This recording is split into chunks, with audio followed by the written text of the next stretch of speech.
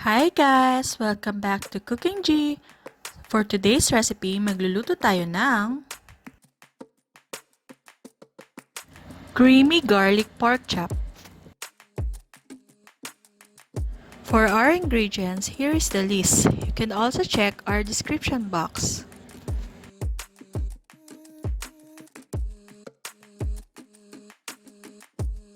Umpisahan na natin ang pagluluto.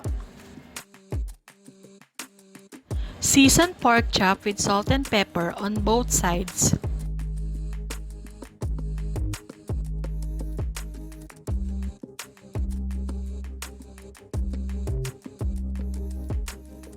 Melt the half of the butter in oil.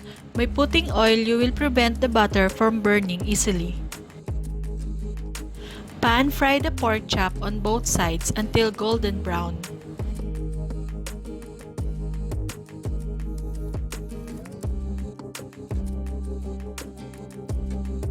In the same pan, melt the half of the butter, then saute the garlic until aroma comes out.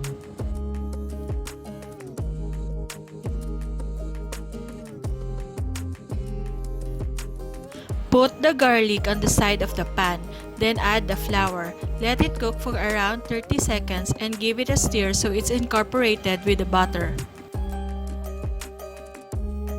Add chicken broth and lemon juice, then mix it well.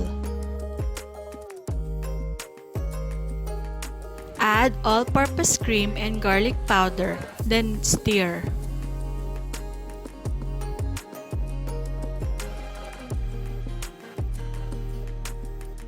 Put back the pork chop, cover and simmer for 10 to 15 minutes or until the pork chop is tender.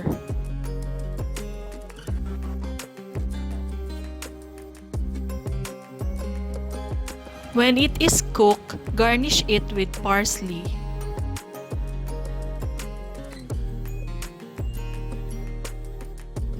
Luto na! Share it with your family and loved ones.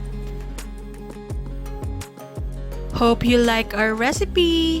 Please don't forget to like, share, and subscribe. See you on our next vlog. Bye!